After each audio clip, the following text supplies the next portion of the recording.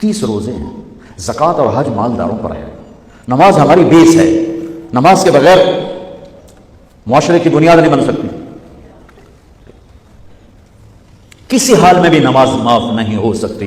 14-15 صدی میں اگر نماز کی گنجائش مجھے نظر آتی ہے تو کربلا کے میدان میں حسینی قافلے کی نظر آتی. نہ پڑھو, تلواریں برس رہی ہیں, چند گھڑیاں باقی ہیں گردنوں کے کٹ جانے میں. اب نماز پڑھو یا نہ پڑھو, گردن کٹنے والی ہے. اس کے باوجود امام عالی مقام نے زہیر آپ کے رائٹ سائڈ پر جھنڈے بردار ان کو اشارہ کیا کہ یہ شمر سے کہو نماز پڑھنے. تو انہوں نے آگے بڑھ کے کہا نماز پڑھنے دو, تھوڑی دیر کے لیے رک جاؤ. وہ کہنے لگا ہماری تلوار نہیں رکے گی. انہوں نے آ کر کہا یہ جواب ہے. امام عالی مقام نے فرمایا پھر نماز بھی نہیں چھوٹے گی. جی میٹنگ تھی, نماز یاد نہیں رہی, میٹنگ بڑی لمبی ہو گئی, نماز چھوٹ گئی, سارے دروازے بند کر دیے. حالانکہ اللہ کی قسم اگر یہ قافلہ نماز نہ بھی پڑھتا تو ان کے لیے جنت کے دروازے کھل چکے تھے. چونکہ جنگ سے پہلے آنکھ لگی, آنکھ کھلی تو مسکرائے. تو بہن نے پوچھا یہ کوئی ہنسنے کا وقت ہے؟ موت سر پہ کھڑی, کہنے لگے یہی تو ہنسنے کا وقت ہے. خواب میں اللہ کے نبی آئے ہیں, کہہ رہے ہیں بیٹا میں لینے کے لیے آ چکا ہوں. پھر نماز نہیں چھوڑی. تو پی آئی اے والا کہہ سکتا ہے کہ جو میں جہاز اڑا رہا تھا نماز چھوڑ گئی. ارے بھائی پوچھو نماز سے سفر میں کیسے پڑھنی ہے, آسانی کر دی, چھوٹی کر دی, معافی نہیں ہے. اگر معافی ہوتی تو اس حسینی قافلے کو ہوتی. آدھے نماز پڑھو آدھے جنگ کرو. اب تو 1440 ہجری ہو چکی ہے. 1440 سال میں سب سے خوبصورت نماز جو پڑھی گئی کربلا کے میدان میں پڑھی گئی. سب سے خوبصورت سجدہ جو کیا گیا کربلا کے میدان میں کیا گیا. اور زمین نے بھی کیا فخر کیا ہوگا, کربلا کی زمین نے, کہ آج کون ہیں جن کے ماتھے میرے اوپر ٹک کر یوں لگ رہے ہیں جیسے ٹیکا میرے ماتھے پہ آ گیا.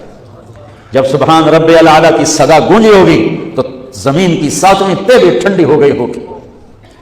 تو میرے نبی کا نواسا ہمارے لیے دروازے بند کر کے جا رہا ہے. کسی حال میں نہیں چھوڑ سکتے نماز, سوائے اس کے کہ بے ہوش ہو جاؤ.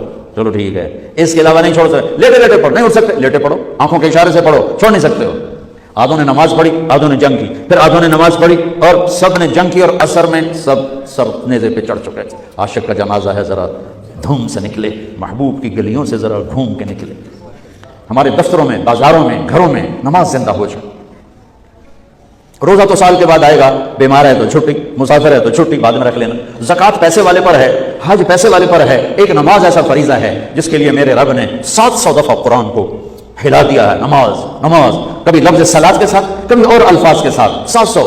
ایک آرڈر آ جائے ملک صاحب کا تو آپ ہل جاؤ گے, آرڈر آ گیا, آرڈر آ گیا. میرا رب 700 دفعہ کہے اور تمہاری مسجد خالی ہو کہ ہمیں اپنے اللہ اور اس کے رسول کی عظمت اور ہیبت کا پتہ نہیں ہے. نماز کے بعد زندگی اگر ساری نماز بنانا چاہتے ہیں, نمازیں کتنی ہیں بھائی بولو؟ 6 ہو سکتی ہیں, 7 ہو سکتی ہیں, نہیں ہو سکتی. اگر ساری زندگی نماز بنانا چاہتے ہو کہ میری پوری زندگی نماز بن جائے, چاہے میں آفس میں ہوں, چاہے میں جوڑیا بازار میں ہوں, چاہے میں جہاز اڑا رہا ہوں, چاہے کھوتا ریڑی.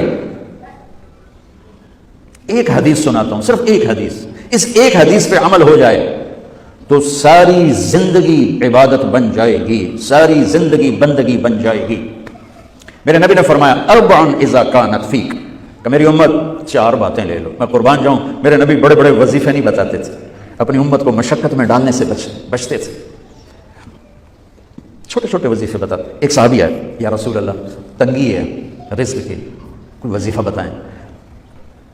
کتنے لمبے لمبے وظیفے لوگ پڑھ رہے ہیں کہ کاروبار کھل جائے اور روزی بڑھ جائے. کتنے لمبے چوڑے, کتنے کتابوں میں ایڈے بڑے وظیفے لکھے پہ, پڑھوں گی بندہ بڈھا ہو جائے. میں قربان جاؤں یا رسول اللہ آپ کی شفقتوں پر, آپ کی رحمتوں پر. سنو, یہ کرو, میری بات نہیں ہے, میرے نبی کی بات. تجربے کی وجہ سے کرو گے تو کچھ نہیں ملے گا, یقین سے کرو گے تو دروازے کھلتے دیکھو. کہ یا رسول اللہ اريد ان يوسع لي رزقي, میں چاہتا ہوں میری روزی کھل جائے.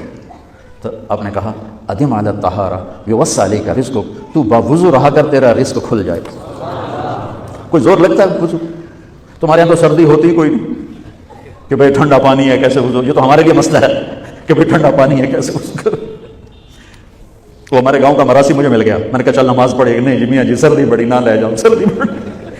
مراسیوں کو سردی زیادہ لگتی ہے. میں کہا نہیں آج تو نماز پڑھا کے چڑھنا ہے. میں اس کو لے کے جب وہ ٹوٹی پہ بیٹھا نا, جو ہی ہاتھ پہ پانی, وہ حال ہے ٹھنڈا پانی, وہ حال ہے ٹھنڈا پانی.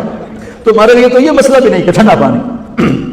میرے نبی کی یہ سارا مجمع لے لو، یہ اوپر مستورات لے لیں، ادم علی الطہارہ یوسع علیک رزقک، میرے نبی نے فرمایا باوضو رہنا شروع کر دے، اللہ تیرا رزق کھول دے گا۔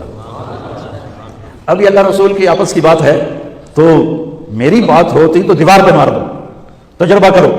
نبی کی بات کو تجربہ کر کے نہیں کرتے، یقین کے ساتھ کرتے ہیں۔